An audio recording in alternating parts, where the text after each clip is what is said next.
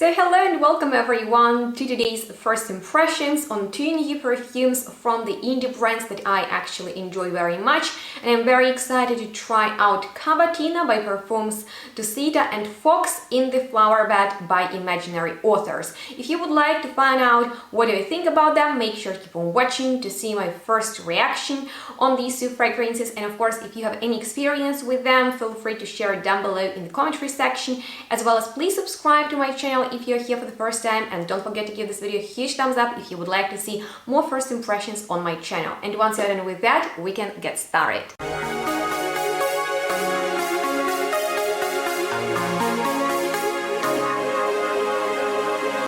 Hello and welcome everyone to the first impressions video, the first one this year. I haven't filmed these in a while and I'm not sure if you enjoy watching them, so please let me know if you would like to see more of these, spontaneous and very real videos in the future. And today we are gonna test two new perfumes from the brands that I enjoy very much. I have a huge collection of Imaginary Authors perfumes.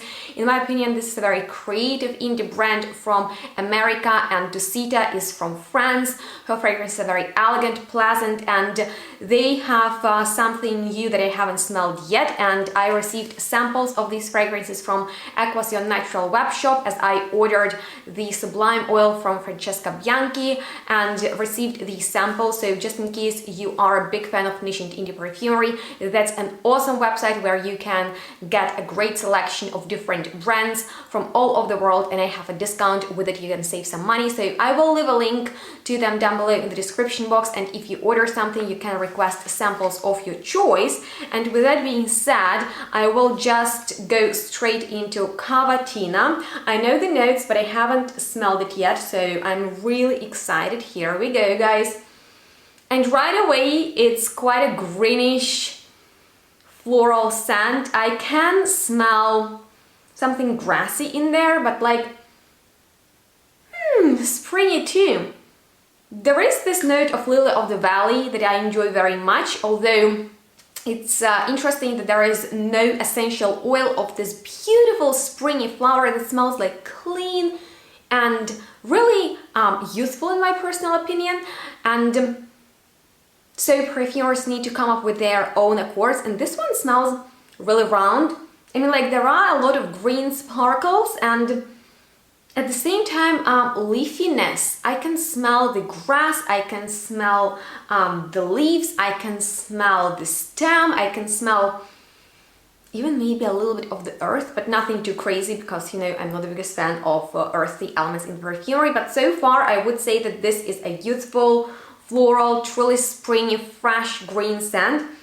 Notes in there are Egyptian jasmine, bergamot, tuberose. Don't smell many of them. It's just like a very green and fresh, not overly herbaceous, but leafy opening. And then there is Lily of the Valley, Tea Rose, and Ylang Ylang in the heart. Maybe Tea Rose and Ylang Ylang, they just add more complexity to this pretty light and luminous floral scent, but Lily of the Valley is definitely in the center of this composition. And in the base there is sandalwood, vanilla, and ambrette. I think I will come back in a few hours and update you about the dry down, but so far I would say that this is a very, very beautiful light floral scent that I would personally reach for in the springtime, so I'm excited to wear it then. But the next one is actually Fox in the Flowerbed, and I find this name is so pretty. And I need to tell you the story that I actually ordered this perfume, and it was almost on the way when the order got cancelled because of some shipping issues. So thanks God, at least I got a sample of it, because some of you have asked me what do you think about it on Instagram. Make sure to follow me there if you don't already, because then we can stay in touch. And wow, if I ordered blindly, and if I had a bottle with an amazing design that I love so much, that would be one of the best blind buys I've ever done. Oh my God. Okay, this is amazing. This is jasmine. This is like straight up indolic sweet.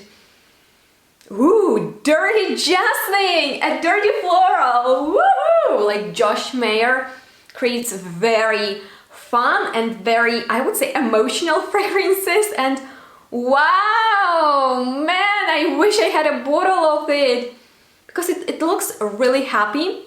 and it smells so happy. Like, look how excited I am. Wow. So first things first, jasmine. Yes, this is a jasmine perfume. I would say it's dirty and fresh at the same time. So there is this note of mountain air, and it is sort of airy. It is very fresh. You know, the jasmine in here is like indolic, sweet, really luscious and beautiful as it is. And I smell natural jasmine in here a lot, which I love because, you know, it's quite expensive. That's why perfumers often work with molecules, synthetics that mimic its scent, but natural jasmine is just so gorgeous, and I smell it in here and it's wonderful. But I smell, you know, this fresh air behind it. So it's just like a blooming jasmine on a very warm and just nice fresh day. But anyway, there is also tulip, honey, thistle, not sure about this note, have never heard of it or smelled in perfumes, olibanum and pink pepper. Now, once again, that was just like my first impression, very fun, very diffusive, very bright, you know, it's just like not a fragrance that's heavy, not a fragrance that is intense. It's just like I could overspray it, I could be like really into it. Well, I am. So yeah, it's again another fresh floral, but these are very different because Dusita's is green and leafy and smells like you're literally in the garden picking some lily of the valley, you know. And Fox in the Flowerbed, it's just like a little dirtier, a bit sexier with this jasmine. I've been wanting imaginary authors to come up with like a jasmine or a tuberose scent for a while, and thanks God they've released this big white floral that I need in a full bottle. So that was my first impression of these two.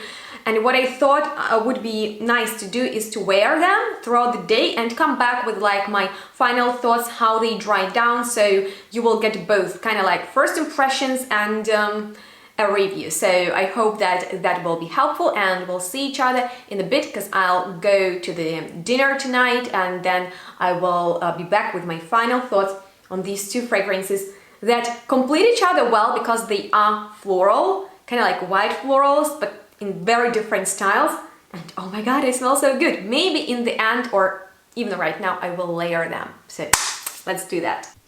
And I'm back after wearing these for how long? Maybe 6 hours. I'm ready to share with you my final thoughts on Fox in the Flowerbed and Cavatina. So first things first, to be completely honest with you, I personally didn't notice anything majorly different about these in the dry down. Well, Cavatina surely softened on my skin, maybe because of the base notes. I can't smell any of that green leafiness that was so strong in the opening, but there is still Lily of the Valley that picks through and reminds me of my grandmother's soap.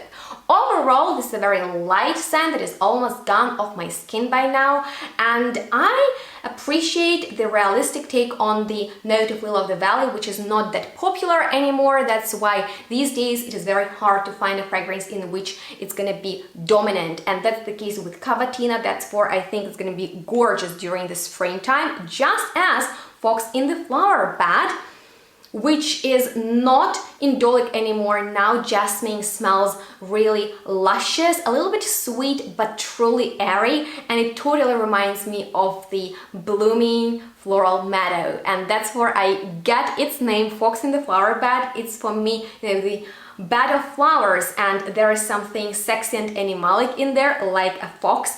And you know what's crazy? I think that this is my #1 favorite from imaginary authors right now, just because I've never smelled anything else in this floral animalic style, and believe me, I love those fragrances, so I've tested so many, but this one is not weird like a lot of unusual perfumes are. It is addictive. Both of these wear nicely, and I would like to get both of them, but I'll go for a full bottle of Fox in the Flowerbed and get it from Aquasion Natural webshop that I highly recommend you guys to check out and use my discount to save some money. And with my order, I will request the sample of the newest Dusita fragrance, which is called Anamkara. It seems to be another floral fragrance, so just in case you're already familiar with it, then please let me know your thoughts about that one. And these, what do you think about them? Will you test them out? Well, I highly recommend you to do so. And that was all from me today. I sincerely hope you enjoyed watching these first impressions.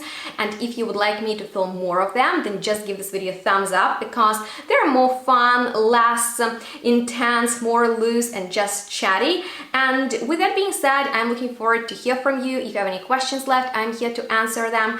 So make sure to subscribe to my channel if you're here for the first time, activate the bell so you will be updated about my new videos, and of course follow me on my social media for more content. All the helpful information you'll find down below in the description box. And if you would like to support me and my channel, you can actually donate on Buy Me Coffee website. The link is going to be in the commentary section. And with that being said, thank you so much for watching. Make sure to stay tuned and smell good. We'll see each other in the next one really soon. Bye guys.